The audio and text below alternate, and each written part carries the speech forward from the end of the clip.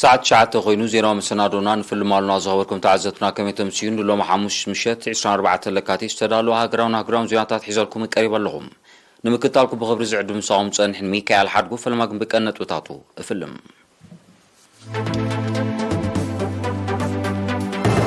لومي بستقبر مرمراتات كلتا زيغاتات بكورونا فيروس من كافون كراغاغتن كل حمشة دما حاويهم تفانيهم أبزوبا ما كل تطاونت حرشان مدن فعد مع السراح تعمي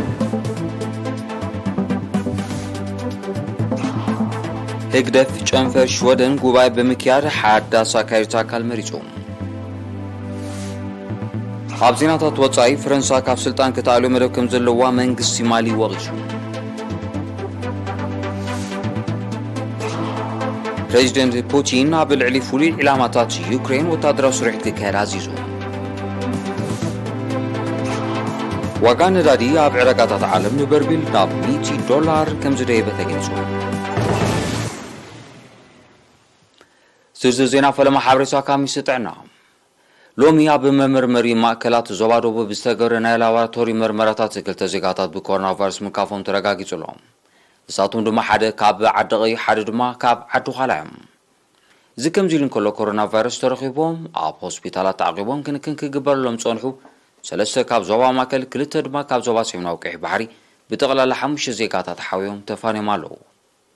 بزمن سرت غلال عزري بكورونا فيروس زتلفو زيكاتات كسابلومي 9,699 بتحلو 9,584 كاب زيوم حاويهم زتفانو 203 بموز زتفليو 9 دما جنا اب هوسبيتالات تعقيبهم زركوبيهم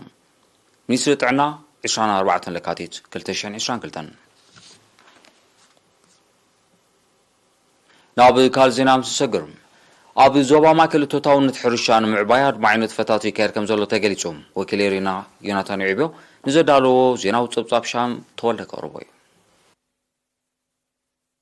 أبي زوبا ما كل لابز حالف عمت توتاون نتحرشان بدنفع بغندو أبي معقاب ماين حمدن مكل خالف قرى مريتن زتكورة أدمع وفراتات كم التقايدة كفلي حرشان مريتن حابيروم أب تخفلي حلافي أهادو لمعات مسنو إنجنر أبيل ولد جابر نيرينا بزهاب حبرتها أمريت حرشة حمشتشحن كل تميتن 25 هكتار زالا كتسجنن كسرحن تمدي بوكان تنبرم بعزوز ستات فحرستوت 10 هكتار كم التعمم كمون 14 متر كيوب كتري كم التسرح جليسهم معقاب حمد ماين أمسان مهرتي مكل خال دبتن معقاب بحريا وهابتن زلوا أبركتول علم خانوز تغسى إنجنر أبيل حاملاي وفرن معوات جميرو زلو زتابع سراح بزل على قصل الزخاخيرهم نزل معقابو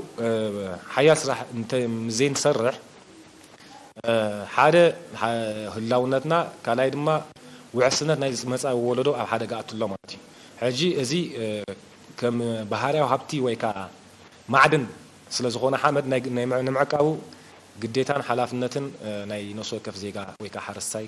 يخون مالتي نمسرح كزنت ماين متتاو تصاطاوي مسنون بزملكت دما اب 2021 اب حنبرتين وزبا قال نفحي 590 حرستو تتقمتي حوسي تصاطاو مسنو كخونو خمس بقعو 150 شح متر كيوب ماي ناي محازن لعلي 10 هكتار كتلمع تثبيت زغبرلا انديغا عد حوشا دما لوم عمد كتزازم تثبيت كم زغبرلا افليتم اب موداتا انجنر ابيل اب 2022 مدبات مسرحن مصغانن زالاتات اب مريت حرشان مغربي بوتان بزل على كم زغصل حارستوت بحرياو مخعبت اتوت كومبوست كتاتاتو كم زدفالو قيساو سرحات زتخايدلا ديغا عدقه دما مسرح هنصتا كم زجمر حابيروم حارستوت توديبوم بكوما توديبوم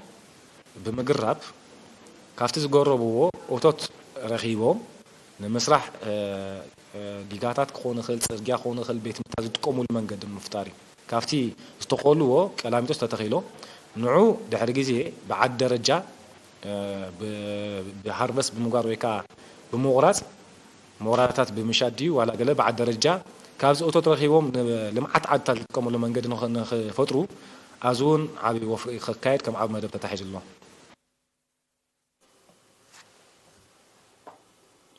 هقدف جنفر شودن بعصوتو شعت لكاتيتا بكتما فيستروس سابزقان عقوبايا بمحيال ودابطات زباو جنبارن مربات كتتن استسلاسل نتفتات بمقمقام حدثا كايرتا كالمريجوم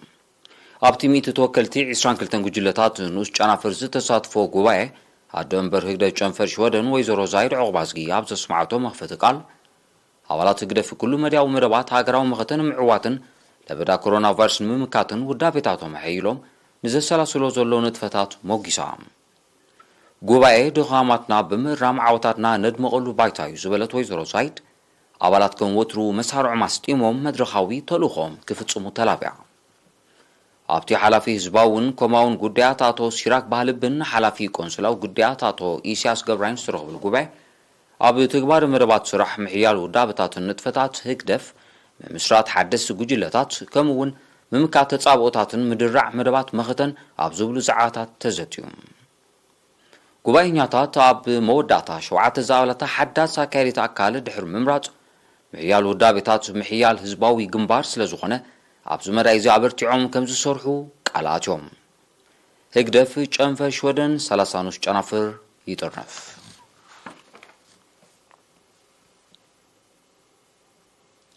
ኣብ ዞባ ዓዲ ኋላ ንዝተመርጹ ሓደስቲ ኣመሓደርቲ ከባቢ ኣካየድቲ ስራሕ ኣነባበርትን ኣከብቲ ግብርን ስርሖም ንምሕያል ዝሕግዞም ኣስተምህሮ ተዋሂቡ ኣመሓዳርቲ ዞባ ኣቶ ዓንደ መስቀል ኣድሓኖም ኣብ ዘመሓላለፎ መልእኽቲ ህዝቢ ብዘንበረሎም እምነትን ሓደራን ኣብ መንጎ ህዝብን መንግስትን መላግቦ ኮይኖም መሪሕ ተራ ክጻወቱን ብትግሃትን ቅንዕናን ክሰርሑን ኣዘኻኺሩ ጎኑ ጎኑ ድማ መምርሒ ስራሕ ተዋሂብዎም ናይ ስራሕ ምርኻብ ድማ ተኻይዱ ኣመሓደርትን ኣነባበርትን ብወገኖም ስራሕ ቅድሚ ምጅማሮም ንዝተዋህቦም ሓበሬታን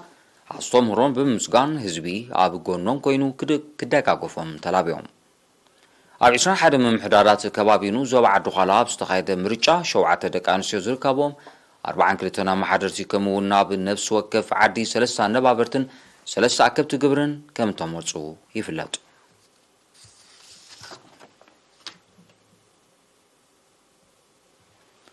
ኣብ ማእከል ጥዕና ሓመልማሎ ተተኺሉ ዘሎ ፀሓያዊ ፀዓት ኣብተን ተዋዲደን ዘለዋ ትካላት ጥዕና ዝምስገን ውፅኢት ይገብር ከም ዘሎ ተገሊጹ ወኪል ሪና ኣብ ተገርግሽ ተስፋ ማርያም ዘዳሎ ዜናዊ ጸብጻብ ያሲን ሳልሕ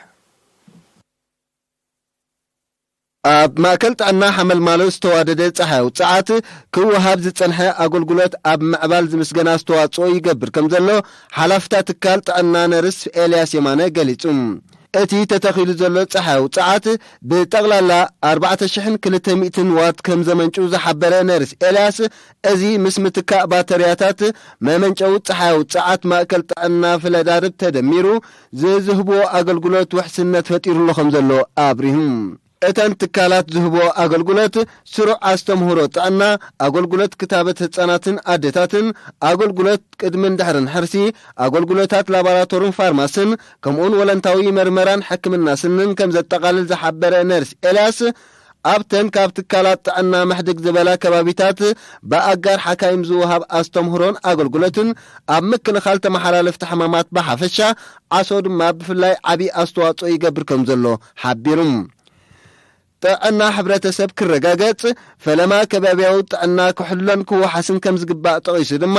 ነዚ ንምስማር ብዝተኻየደ ጻዕሪ ኣብ 2019 ካብ 45 ሚእታዊት ዝሓልፍ ዝነበረ ሸፈነ ዓይኒ ምድሪ ኣብ 2021 ናብ 100 ሚእታዊት ከም ዝደየበ ተጠቃምነቱ ግን ትሕቲ 97 ሚእታዊት ከም ዘሎ ኣገንዚቡ ተርእዮ ሕማም ቲቢ ኣብ 2019 ኣስታት 75 ካብ 100,000 ዝነበረ ኣብ 2021 ናብ 16 ካብ 100,000 ከም ዝወረደ ዝሓበረ ነሪስ ኤልያስ ተጨቢጡ ዘሎ ዓወት ዘተባብዐ እንተኾነ ዘዛኒ ክኸውን ከም ዘይግባእ ብምዝኻር ኣብ ክታበት ኣብ ዕድመ ወሊድ ዝርከባ ኣዴታት ዝተረኣየ መጠናዊ ምጉዳል ንምእራም ዕቱብ ስጉምትታት ከም ዝውሰድ ኣረዲሙ ወኪል ጥዕና ዓዲ ኣቶ እድሪስ ዑስማንን ተገልገልትን ብወገኖም ሕብረተሰብ ተዋዲደን ዘለዋ ትካላት ጥዕና ብግቡእ ይጥቀመለን ከም ዘሎ ብምጥቃስ ዝወፅእ ጥዕናዊ መደባት ንምዕዋት ዘለዎም ድልውነት ኣረጋጊጾም ንኡስ ዞባ ሓመልማሎ 14 ኪሎ ሜትር ካብ ከረን ንሸነኽ ሰሜን ርሒቓ ትርከብ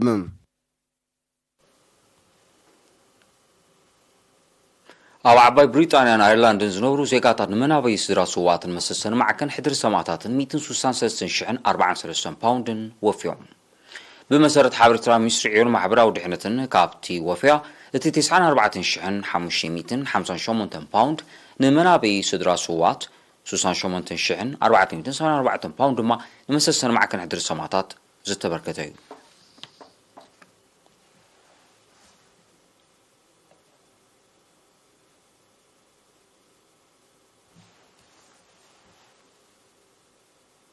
زي خبركم تعزبت دعز عصار مسغاغري ناغراو زيانات حيزكم لسوكم من مكتالكم كقصول دقيمه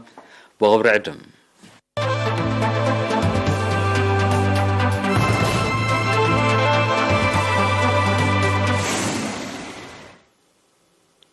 ኤሪ ቲቪ ምርጫውን ጌርኩም ተከታተሉና መላኩም አዚናና ነመስገን ክብራ ተዓዘብቲ ዜናታትና ወጽለይ ዜና ወጻይ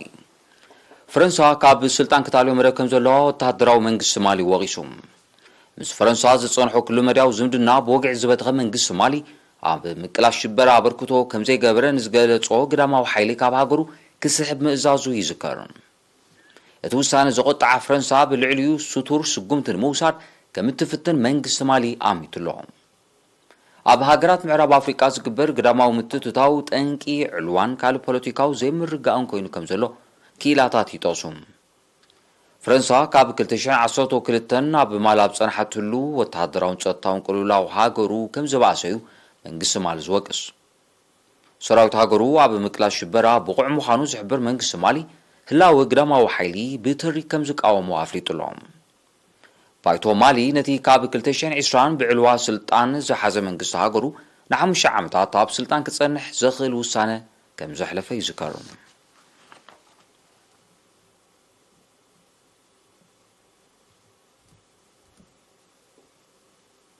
ፕሬዚደንት ሩሲያ ቭላድሚር ፑቲን ሎሚ 24 ለካቲት ወጋዕታ ኣብ ልዕሊ ሃገሩ ንተፈጢሩ ዘሎ ኣሰካፊ ክብል ዝገለጾ ስጋት ንምእላይ ኣብ ልዕሊ ፍሉይ ዕላማታት ዩክሬን ወታደራዊ ስርሒት ክካየድ ትእዛዝ ኣመሓላሊፉ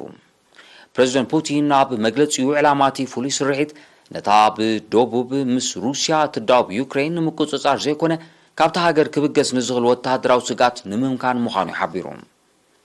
ብዘይካዚ ንዝሓለፈ 8 ዓመታት ኣብ ልዕሊ ሰላማዊ ህዝቢ ከምኡውን ዜጋታት ሩሲያ ገበን ክፍጽሙ ዝጸንሑ ኣብ ቅድሚ ፍርዲ ንምቕራቦም እቲ ስጉምቲ ከም ዝወሰደዩ ፕሬዚደንት ፑቲን ገሊጾም ፕሬዚደንት ፑቲን ብዘይካዚ ኣብ ጎኒ ዩክሬን ብምዃን ኣብቲ ጉዳይ ቀጥታዊ ምትትታው ንምክያድ ንዝፍትን ዝኾነ ወገን ተሪርን ዘየዳግምን መልሲ ግብሪ ከም ዝወሃቦ ኣጠንቂቑሎም ብ21 ለካቲት ብሩሲያ ከም ልኡላውያን ሪፓብሊክ ኣፍልጦ ዝተዋሃበን ዞባታት ዶኔስክን ሉሃንስክን ናይ ምብራቃዊ ዩክሬን ብ22 ለካቲት ናብ መንግስቲ ሩሲያ ብዝሰደዶ ምሕጽንታ ብዩክሬን ተኸታታሊ ግህሰት ልኡላውነትን መጥቃዕትን ይወርደን ከም ዘሎ ብምኽሳስ ሩሲያ ወታደራዊ ደገፍ ክትገብረለን ምጽውዕን معكنا زينا أقالحين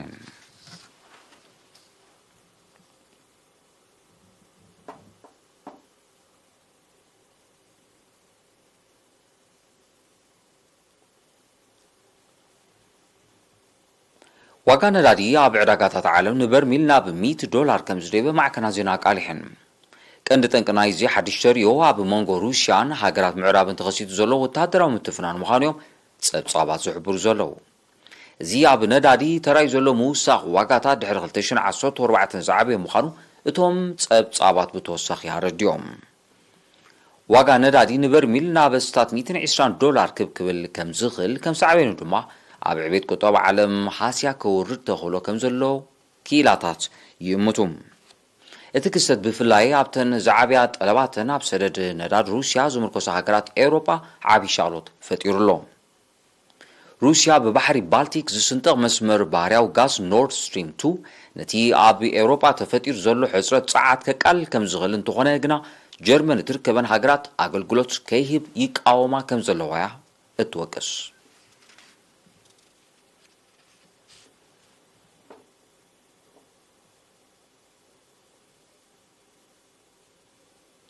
إسرائيل لوم 24 لكاتيت أبرز كتما دمشق سوريا متقعت ميسائيل كم زكادت معكنا زينا نسمى زتهاجر منتقاس عليهن بد متقعتي سلسة عبالات سراوت سوريا كم تقطرو زحبرتهم سمزي عبل على نبرتون عنوات كم زور رجاليتهم حيل آير سوريا نحيالو كابتي ميسائيلات إعلامو كي وقع كم زبرعنو حبيرو لهم إسرائيل تمار إسان سلسة لكاتيتون أبا ورجا غنطيرا متقعتي ميسائيل كم زكادت يذكرن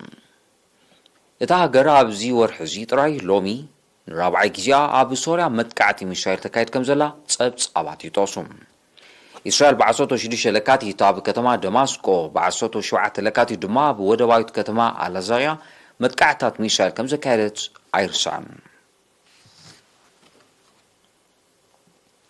ኤምናቲ ዝብል ስያመ ዝተዋህቦ ህቦብላዊ ማዕበል ትማል 23 ለካቲት ኣብ ወሰናስን ማደጋስካር ብምብፃሕ ንዋታውን ኣከባቢያን ዕኖት መውራዱ ተሓቢሩ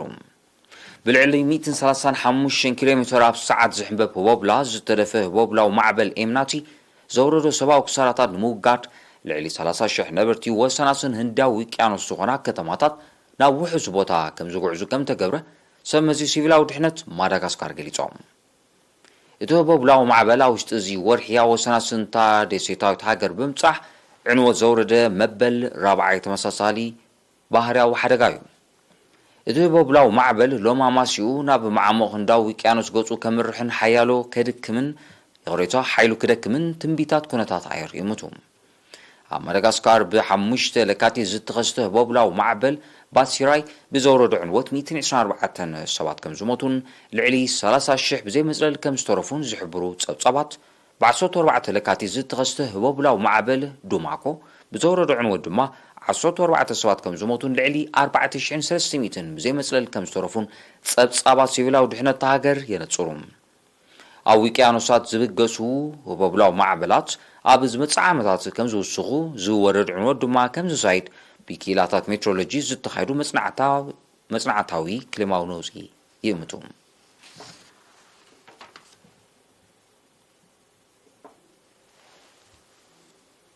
መንግስቲ ኢራን ምስ ሕብራት መንግስታት ኣሜሪካ ምልዋጥ እሱራት ንምክያድ ድሉ ከም ዘሎ ትማል 23 ለካቲት ኣብ ዘውፅኦ መግለፂ ኣፍሊጡ ብጉዳይ ተግባር ኒክለሳዊ ስምዒ ኢራን ኣመልኪቱ ኣብ ከተማ ቪየና ኣውስትሪያ ዝካየድ ዘሎ ዲፕሎማስያዊ ጻዕርታት ጽቡቓን ፈትሒዙ ይቕፅል ከም ዘሎ ኣብ ዝግለጸሉ ዘሎ እዩ መንግስቲ ኢራን ነዚ ጻውዒት ኣቕሪቡ ዘሎ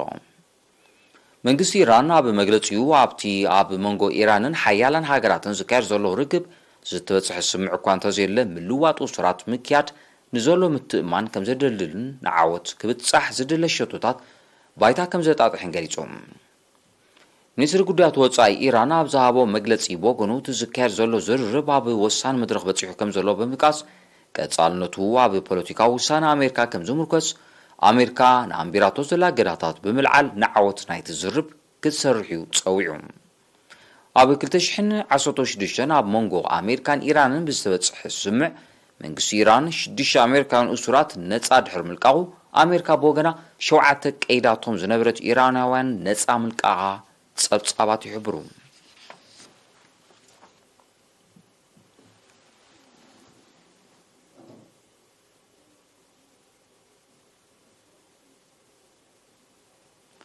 ነሳዕ ዝተዳሎ ዜና ንምዛም ማርሳ ዜና ክደግመልኩም ሎሚ ብዝተገብረ ምርመራታት ክልተ ዜጋታት ብኮሮና ቫይረስ ምካፎም ክረጋገፅን ኩሉ 5 ድማ ሓዊኦም ተፋልዮም ኣብ ዞባ ማእከል ቶታውነት ሕርሻ ንምድንፋዕ ኣድማዒ ስራሕ ተዓሚሙ ህግደፍ ጨንፈሽ ወደን ጉባኤ ብምክያድ ሓዳስ ኣካይዳት ኣካል መሪፁ ኣብ ዜናታት ወፃኢ ፈረንሳ ካብ ስልጣን ክተልዩ መደብ ከም ዘለዋ መንግስቲ ማሊ ወቂሱ